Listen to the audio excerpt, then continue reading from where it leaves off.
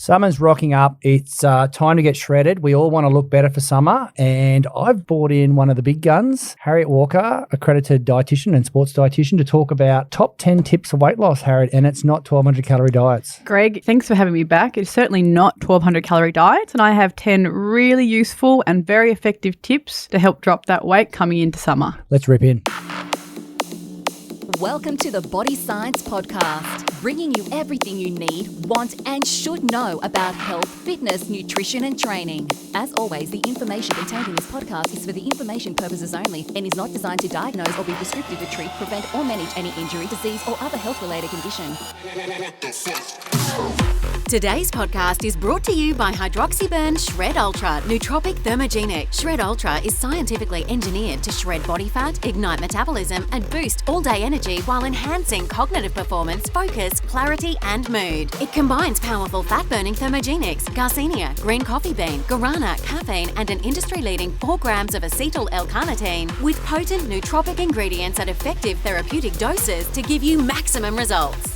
Welcome to Body Science HQ. This week, dietitian in the house, Harriet Walker. How are you, Harriet? Hey, Greg. I'm very well. I've got a bit of helmet hair, but aside from that, I'm feeling pretty ready to podcast. And it's summer's coming on. So do you guys get busy during summer? Like everyone wants to drop some weight, feel a bit better about summer? Or? Spring, definitely. Although come Christmas, radio silence, Greg. Yeah, radio Crickets, silence. in fact. Well, People don't want to hear from their dietitians, after about the 20th of November through till about January. Really? Yeah. Oh, people are still training. What's going on? They're training, which is fantastic. I just think, a little bit of festivity happens. It's the accountability side, isn't it? It's the accountability. No one wants to hear my advice, no matter how. But then again, if people eat up over that period, great for you next year. Oh, no, it's great for their squat numbers. It's great for their deadlift numbers. Use it, guys. Have fun, guys. Let's live. This is a quick one, and we're not going to muck around. 10 tips for weight loss. Yep, absolutely. So these are some really practical tips. Some of them might seem a bit obvious, but I would hazard to say that the obvious aren't always the ones that are being done, which is why they're on this list. And you do have a list and you're very organised. So is number 1 more important than number 10? It is not in any order. Why did you not give that to the people, Harriet? Because I might go dietitian, who cares? I'm going to listen to 3. Well, look, if you take 3 away from this, you're going to be doing a pretty good job. So here's 10.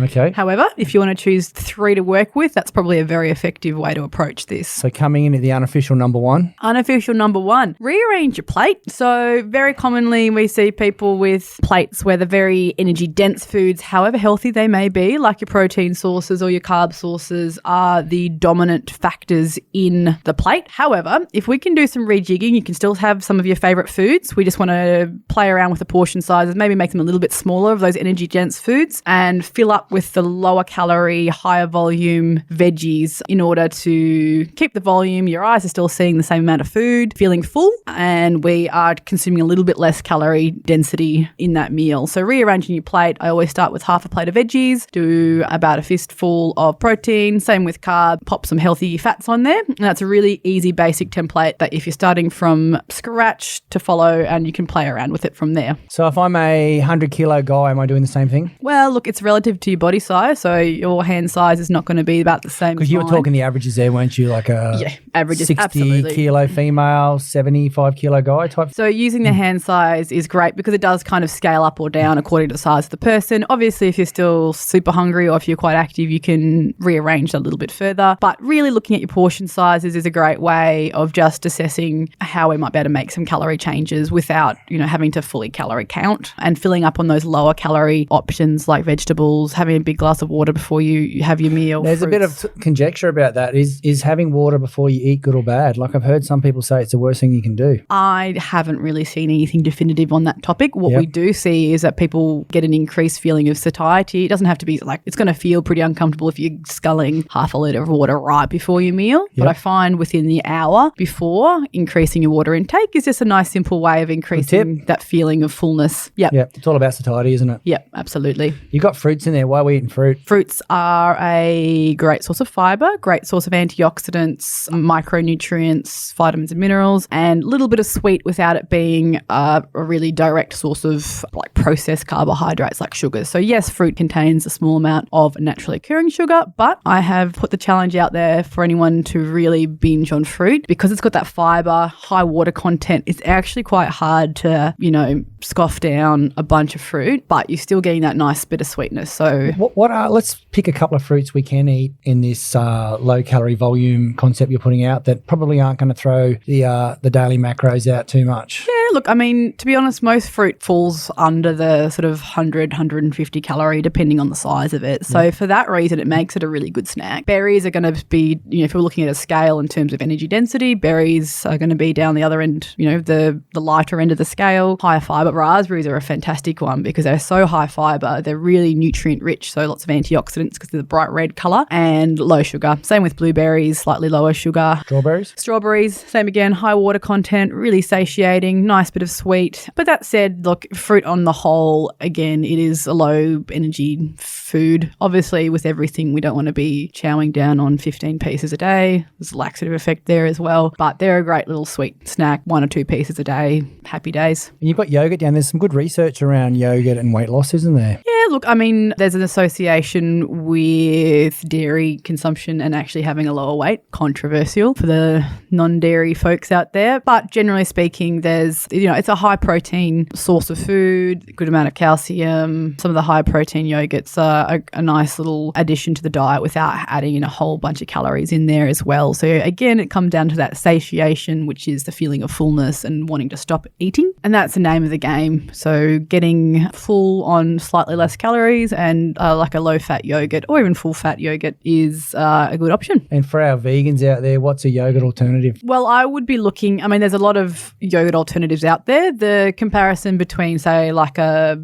dairy yogurt versus a koyo or a coconut yogurt. Slightly different macronutrient profile. So I wouldn't necessarily put them side by side. Like a coconut yogurt's going to be a higher fat content and lighter on protein, like much less protein than a dairy yogurt. So it is kind of hard to find an equivalent. Soy yogurt is an option for people if they want to use that one. And there's the low lactose or no lactose yogurts available as well. So, and then there's almond yogurt again. Similar story with the coconut yogurt, a higher fat content, less protein in it. So, you can include those as a part of a diet if your plant-based diet is what you're following. You're getting that probiotic benefit there as well. Yeah, nice. Coming in at number 2, you're going to push protein intake. Absolutely. Yep. So obviously protein is, not a silver bullet, but from my perspective, when I'm talking to people, it is definitely something that it gets overlooked in the first half of the day. So it's a foundation macro for you? Yeah, I Is there such a thing as a foundation macro? It is not, but let's put a little TM next to that. Okay. I definitely think that's worthwhile. Not the dumbest thing I've ever said. But No. By no means.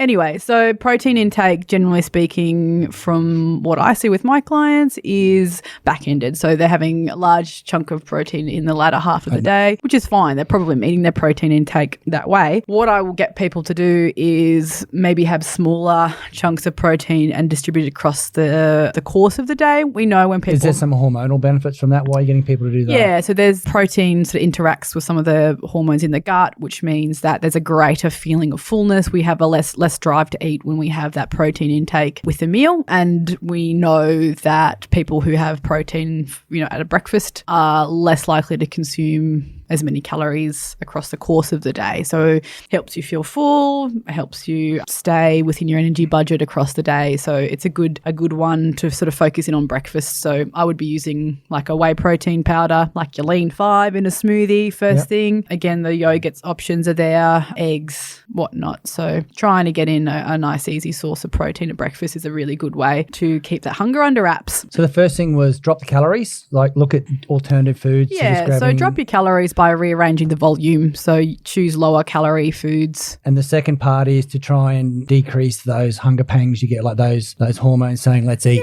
Yeah. It's, working with your body, set yourself up, giving it what it needs to sort of reduce those hunger cues. Yeah. So they're your first 2 tips. The third one, let's go. So we've spoke on this quite quickly in number 1. So increase your water intake across the day. Water obviously is good for our body, where a large portion of body is water. But again, from that, the feeling of fullness, meals, making sure that having 400 or 500 mils of water before each meal in the hour. Obviously, like I said, not sculling Is that it. your 3 big meals, or you've got people eating more than 3 meals? I don't really go either way. It's personal preference with that one. Yep. But if they're having snacks, you can have a slightly smaller amount of water. But main meals in the hour before, be looking at having that sort of 500 mils across that meal. And that tends to help them feel full going in. And again, those hunger cues aren't as pronounced coming into the meal. Weight loss seems to be really heavily skewed towards satiety. Like, it seems to be one of the dominant forces when it comes to weight loss. It's a really big factor. Yeah. It's a really big factor. Like, ignoring it, obviously I could have 3 very small meals and make them very energy dense. Like, I could have a handful of nuts and a handful of,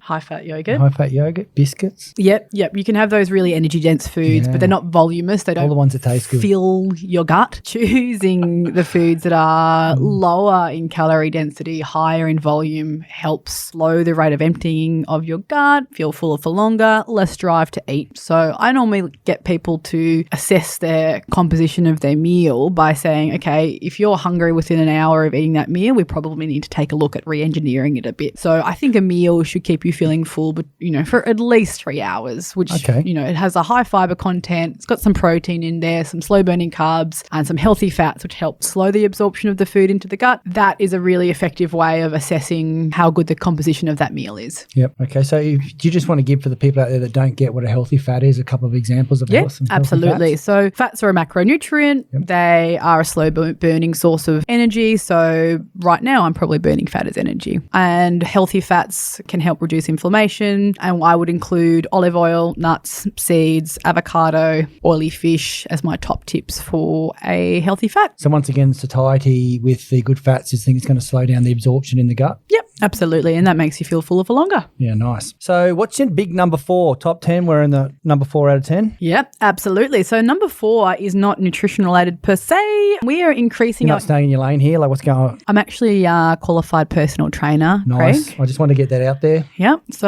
Cert 3, Cert 4, got it. We're increasing our incidental exercise. So what's incidental movement? What is that? So you've got your planned exercise, which is your hour at the gym or your 45 minutes or whatever your poison is. That 4% of your day? That 4% of your day, which is a great way of staying fit and healthy, and is also going to increase your energy expenditure in the day. However, equally as important, and one which I think gets overlooked, is incidental exercise, and that's the unplanned stuff. Yep. So the walking from your car to the office, walking to the bus stop, walking to the train, picking up the kids from school, if you walk. Obviously, any kind of movements that you do. Going for a walk at lunch? Yeah. It's not going to be your high heart rate stuff. Yep. It's not going to be your structured exercise. You're not lifting weights per se, but it's actually a pretty big energy burn when we look at energy expenditure across the day. I always set 10,000 steps is what they say is the goal. That's actually, there's been some recent research revised down to about 7,000 steps, and we're still having that. Haters are going to hate, aren't they? Why would they drop it from 10 to 7? What are we achieving there? Do you know what? Aspirational 10,000 steps. I don't think I would get 10,000 steps a day. I sit at an office. But you're a strong woman, that you'd get criticised if you were hitting your 10,000 steps every day. If you're doing 10,000 steps, that's fairly close to cardio, in which case I would be banished from the kingdom. Yes. But practically speaking, for our everyday folks, 7,000 I find is a really good target for me. It means I have to do a solid walk, like a 30-minute walk, and I'm only halfway. Yeah, so sitting in an office all day, I have to do a morning walk plus make efforts to do some 5 or 10-minute walks across the day, walk to go get a coffee or something like that. It's a stretch target for me, absolutely, but it's rarely will I get 10,000 steps unless I'm out of the office for the day. So if I'm,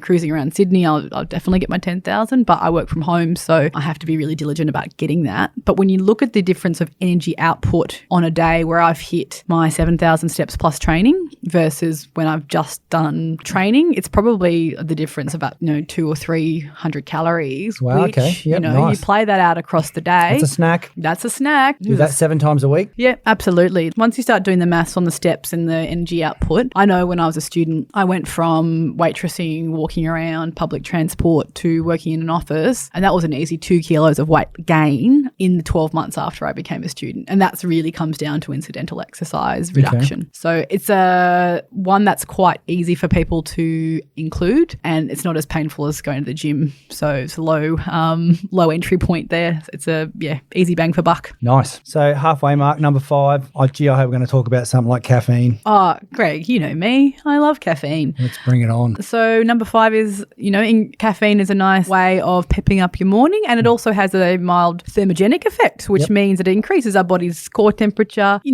Depending on the dose that you might have, you might have 1 or 2 cups of coffee in the morning. That's going to give you a little bit of extra energy to do your incidental exercise. If you're having it before training, it's going to allow you to push a little bit harder during your training session as well. So a bit of an extra calorie burn there. But also just at rest, our core temperature is a little bit higher, which means we're expending more energy. And it can amount to around 90 to 100 calories, depending on how much you've had, pretty much for free per day. So we don't want to be consuming like excessive amounts of caffeine. And what do you call excessive? Look, I think the upper limits is somewhere in the vicinity of 250 milligrams to 300 milligrams. In a serve or over a day? Over a day. Oh, you're dreaming, aren't you? What do you mean? I mean, that's living in like a box. What are you doing, Greg? We'll be doing a little bit more than that. A little bit more. But let's be honest. I mean, most people out there are taking a pre-workout that's probably got anywhere from 200 to 300. Yeah. And that's starting their day. Backing up the coffee. And that would, for me, those upper levels in one serving would be an ergogenic aid. So that would be your pre-trainer, which is going to be helping improve performance outputs. And then on top of that, sort of coffee. But we do have a U-shaped curve in terms of caffeine's benefits. Above a certain threshold, we get that sort of increased,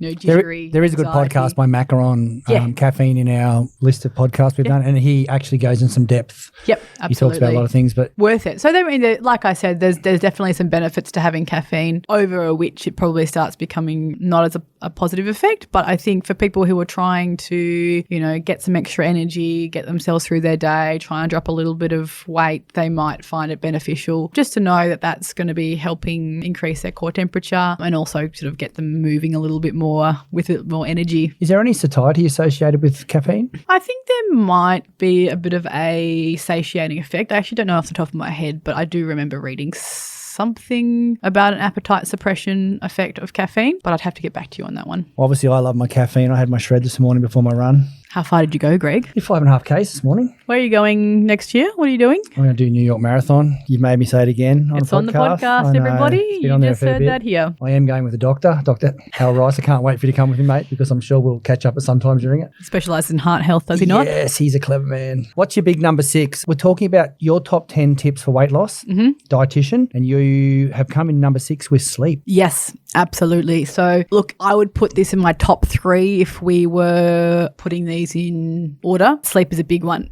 The more you sleep, the less opportunity there is to eat, which is, an easy way. I may have gone to bed in my life when I'm thought, gee, I'm hungry after dinner and I don't want to eat again. I know when I'm doing a weight cut, if I can get my sleep up to 9 hours, happy days. It's a lot more manageable. Do you think you sleep better? We'll get into your sleep for your reasons for sleep in a second. Do you think you sleep better when your diet's right? Yeah, absolutely. I don't know. I'm not sure if there's any science to that. I know that I feel better, function better when I'm eating well. I have a feeling like there would be some interactions there in terms of quality of diet. But yeah, I think generally speaking, everything runs a bit more smoothly when we're eating well. Because you look at what you said. You said increase your low-calorie volume foods like your veggies and your lean meats and keep it. You put the word low fat on there. For us keto people out there, we think you're an idiot, but that's fine. Increase your protein intake at breakfast.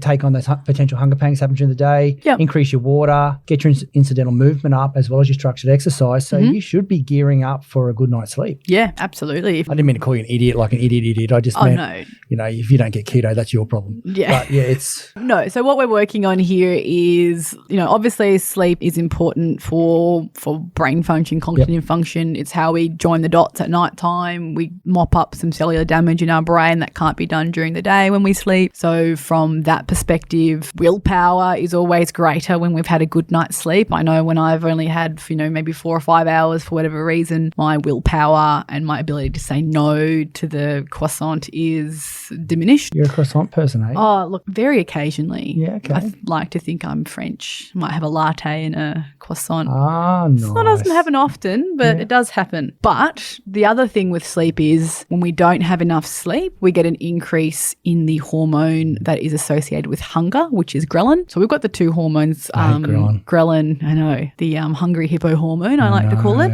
And then we've got leptin, which is the opposing hormone, which is the hormone that is associated with satiety, with that that feeling of fullness. So research has indicated that when we have reduced sleep, we have an increase in the hunger hormone. We might be searching for some more energy to make us feel alive. That becomes prominent. The more you have disrupted sleep, likely the more hungry you're going to be. And it's noticeable. I think anybody who's had a night of poor sleep, carbohydrate cravings go up, the intake goes up because we have that lack of willpower as well. Yeah, okay. Any foods we should dodge at night to affect our sleep? It really depends on your activity levels across the day. There's foods, which are rich in tryptophan, which can be quite good. So like tell turkey, us what it is. Milk, those sorts of things. What was the first one? Turkey is quite high in tryptophan. Okay. Gobble, gobble. I think milk is a source of tryptophan. I can't think of the rest of them off the top of my head, but that's a precursor to the hormone melatonin, which is our sleep hormone. Sometimes people find when they go low carb, they can affect their sleep. Yeah. There's an interaction there. But then again, obviously having a big, large meal before you're going to bed, it sits heavy in your stomach.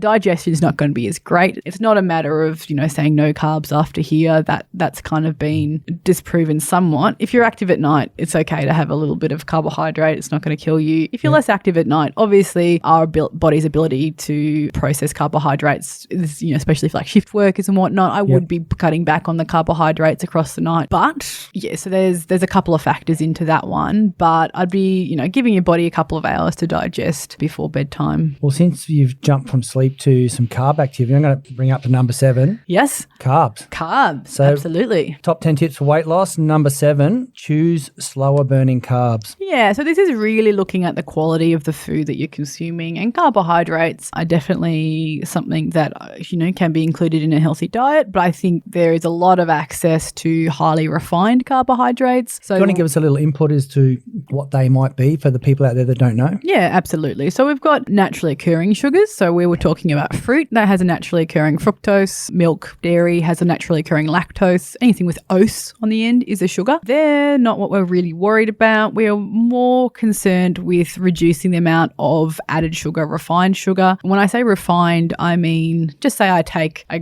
kernel of wheat and I pull the bran away, which is the fibrous part, take away the healthy fats, which are in wheat. And what I'm left with is the starch. The starch is rich in carbohydrate, but it doesn't actually have all that much nutrition. We've ground that down into a flour. It's bleached, even less nutrition. And what results from that is the foods that are really energy dense, like white breads and, baked goods that are giving you lots of calories for not much nutrition. So refined means And you would call them fast burning carbs?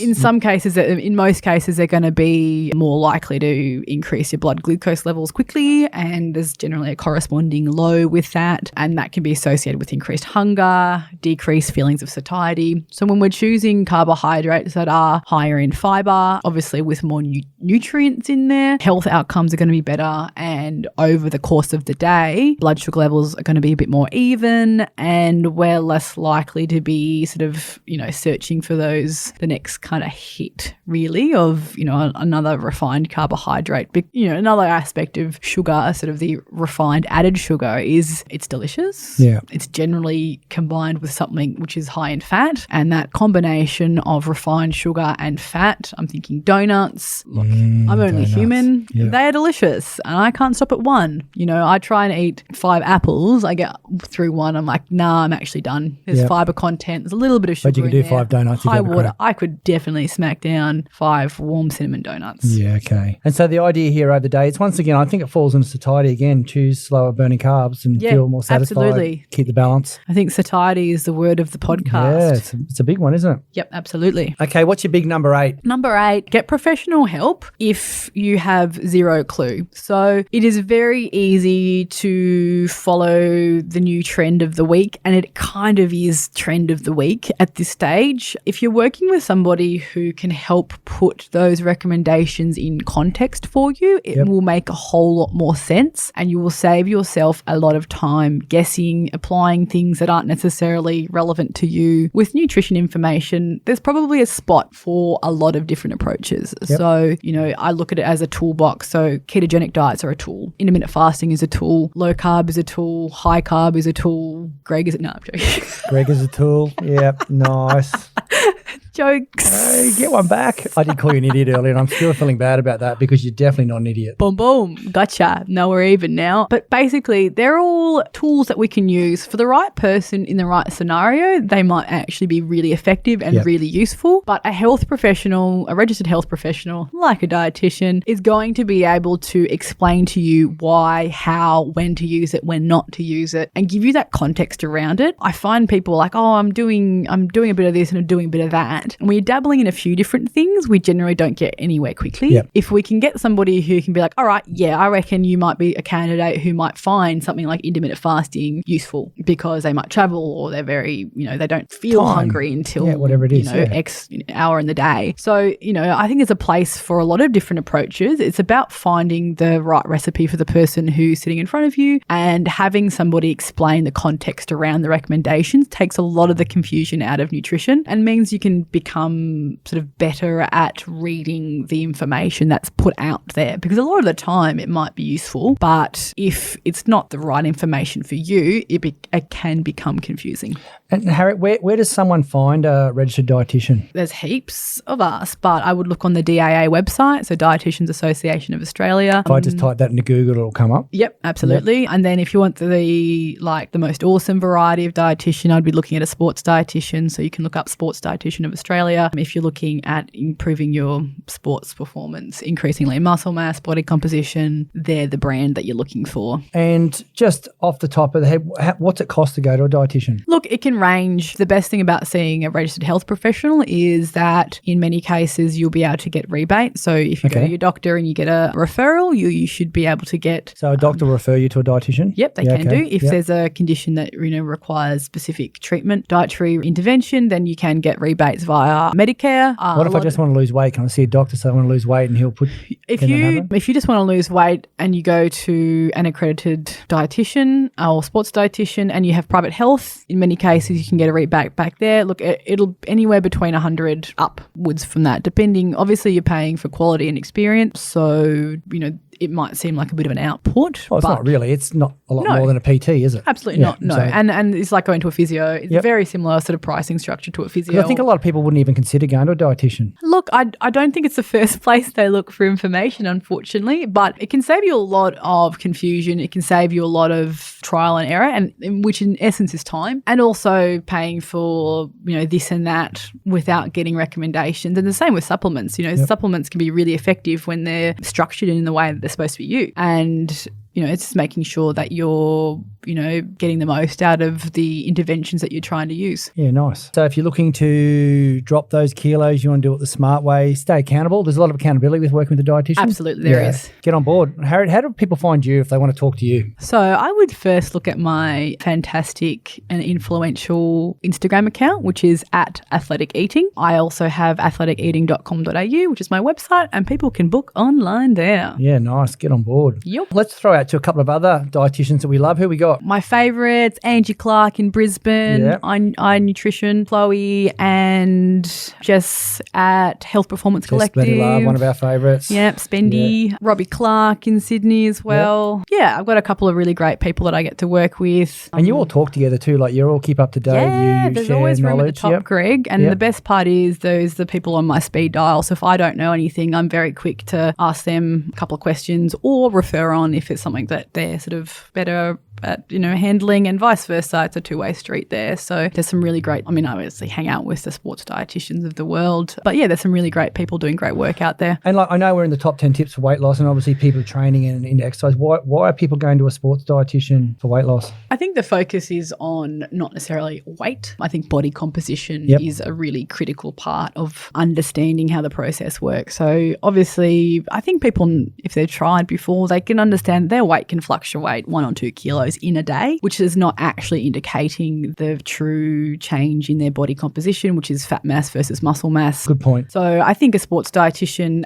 will be teaching you how to fuel for performance as opposed to just looking at weight loss per se. I think that's a really positive way of framing, food is how does it fuel your body to perform optimally as opposed to just getting by. And also that focus on actually how do we grow some lean muscle mass, which improves your metabolic rate? How can we drop a bit of fat mass whilst, amplifying our training and keeping it really focused on that, getting fitter, faster, stronger. Yeah, nice. What's your big number 9? High intensity training. So high intensity training. Yeah. What is a dietitian's definition of high intensity training? we're looking at, this is a high intensity interval training. So we want to be getting our heart rate up, bringing it back down again, getting it up again. And it just means that we can work out for a shorter amount of time, really getting that heart rate up there. We're pushing, we're stressing the body. So that bit of where are we positive trying stress. to get our heart rate up to? Because I do a lot of functional HIIT style training with my peeps. And sometimes I look at my watch and go, yeah, Greg, you probably didn't kick some goals there. Yeah. So I would be looking at a percentage. So what zone you want me in for this? When we're talking weight loss tips, well, most people got to watch. Your 220 minus your age is your max. As a general rule of thumb, there's a couple of different ways you can figure that out. That's your max heart rate. So where do you want me in your definition of high intensity training?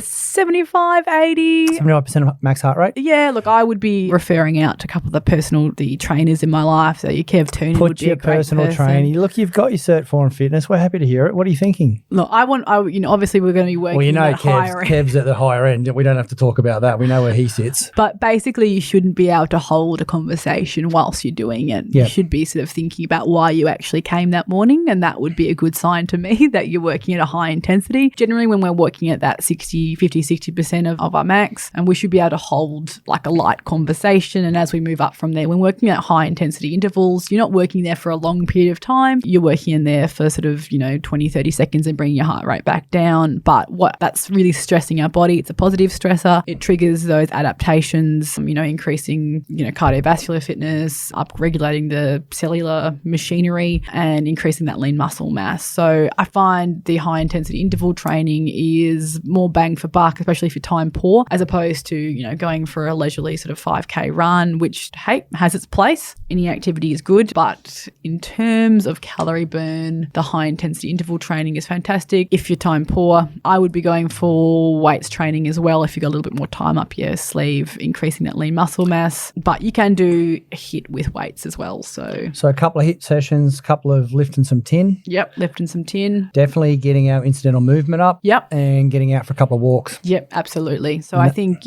increasing your planned exercise is always an efficient way of, improving body composition, but also complementing that with incidental exercise, the day-to-day, getting up out of your seat, sitting down, because it actually contributes quite a bit to your daily energy expenditure. And at the end of the day, it's about increasing your energy expenditure, reducing that energy intake just a wee bit in a way that's sustainable. And that's how we get that weight loss that's sustainable and sort of a positive addition to your life, as opposed to being something that's overly restrictive and something you can't stick to. Okay, what's number 10 in our top 10 tips for weight loss? Look, I had to say it, and it's not the most popular thing, but it is. This is why we don't like dietitians, Harriet. Here it comes. I like a glass of rosé. You do? As much as the next person. However, why do you drink rosé? Let's tell the people. I'm just going through a phase, Greg. It's a phase thing. It's not a phase. Oh no, not it's definitely not a calorie thing. Yeah. Although, your wine does have a slightly lower calorie intake. I don't actually take that into account. If I'm going to drink alcohol, I'm going to enjoy it, and I'm going through a very big rosé phase of my life. However, look, 1 or 2 glasses of alcohol a week is not a problem. It is the drinking in excess, which a lot of people are guilty of. What is the definition of drinking in excess? Is there a definition? There is a definition. It might be more than 3 or 2 or 3 in a sitting. It becomes binge drinking after that time. So if I drink 21 beers in one night, that's definitely bad. But if I drink 7 lots of 3, I'm okay.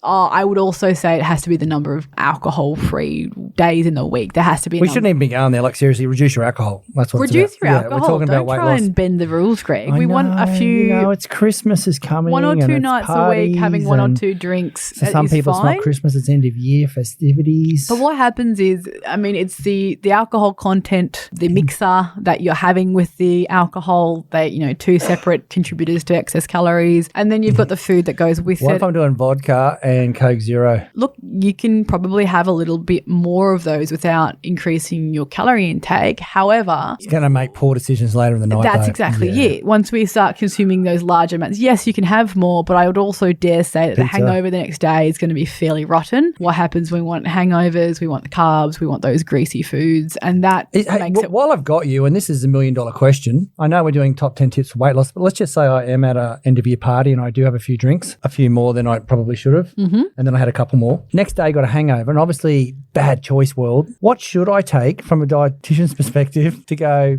this is the best things I should eat the next day with a hangover? And I'm looking for two things. I want to get through my hangover, and I don't really want to spoil my diet because I've already spoiled it the day before. First thing I'm looking at is hydration. One part of a hangover is a little bit of dehydration. We do know alcohol inhibits the antidiuretic hormone, which makes you pee. So we are probably expelling more water than usual, probably a little bit dehydrated, a bit dry in the mouth. So if we were alternating our drinks with a glass of water, this wouldn't be a problem. That's a good tip, though. Like, if you're going to functions and parties, have a glass, every second one, a glass of water. Absolutely. Be that person. But I actually do drink water between sessions. Yeah, it makes the next day much easier. Yeah. So I'd be starting with some water. The other part of a hangover can sometimes be low blood sugar levels. So we tend to go for the carby foods. I don't know if there's an actual recommendation for the foods that are going to make you feel better. You mean no one's researched that? Oh, no, there probably has been. But look, I can give you all the recommendations in the world, and this is what you should be doing. But tell me, when you're in that state, are you actually going to be thinking about your dietitian's recommendations? Probably not.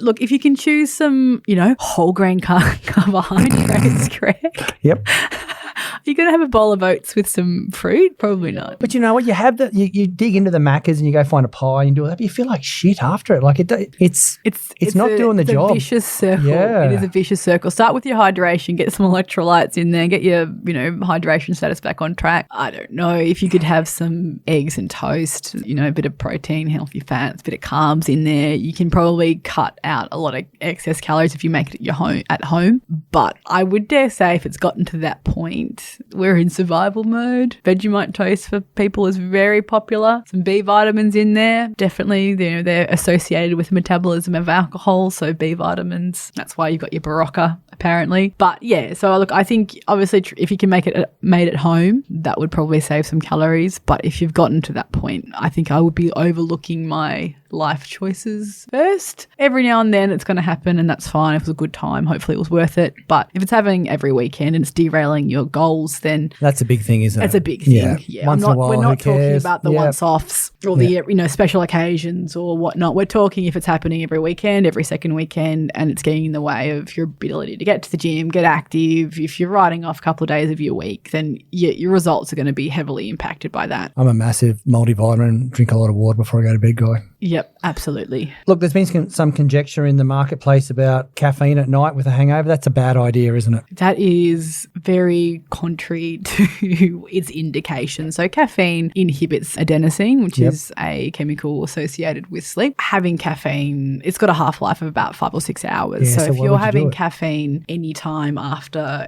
especially if you're sensitive to caffeine, you wouldn't be having caffeine at nighttime at all. Some people can have a cup of coffee and go to bed, but no one's going to be having a large dose of caffeine at nighttime and, being able to sleep. And sleep is a big part of being able to, sleep off the effects of alcohol as well. Nice. Look, that's your top 10 tips. Let's rip through them really quickly. So we want to increase the volume of our low-calorie foods, vegetables, water, lean meats, yogurts, whatnot. So we're rearranging the portions on our plate, which is number 1. Yeah, good tip. 2, increase protein intake, especially at breakfast. So get in early. Yep. Increase that satiety factor early in the day. Think water. 500 mils or so in the hour leading into your main meals can help make you feel full. Increase your incidental movement. So get outside, stick a timer on your phone or block out your camera. Stand up now. Yep, stand up. We can do the next podcast standing up. Yeah, be better than doing it with this helmet I've got on. A little bit of caffeine intake can help increase the thermic I love my shred. effect. Don't a little bit. Let's go full scoop, guys. Clean coffee is my choice. Sleep more. I love our clean coffee. It's good so product, delicious. Put that with a bit of Grey Goose. How's that? May have had a martini or two night on that,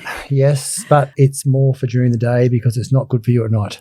Absolutely. So sleep, which is heading into sleep. Less time to eat increases the satiety hormone and decreases our hunger hormone. Choose slower burning carbs, so high quality carbs. And that's all day, not just at night you're talking there. That is all day, every day. Get professional help. So help navigate the jungle that is nutrition. It can be very easy if you ask the right people. Increase high intensity training, get your intervals in and reduce your alcohol intake. And look, if everybody did this, there would be zero issues. Yeah, that's good. There's some good. Choose 1 or 2 of those. Go through the list. If there's a few of them that you're not doing, choose them to focus on. Yeah, nice. Nice. Well, Harriet, thanks for coming on board. Everybody enjoying their summer. We'll get into this top 10 tips for weight loss. Let's get the Thanks for beach having gear me. on and have fun. Rock and roll. Today's podcast was brought to you by our partners in Fit, Happy and Healthy, ASN, Nutrition Warehouse, DY Discount Vitamins, Fat Burners Only, Evelyn Faye, Mr. Supplement, or find a retailer online at bodyscience.com.au/retailers.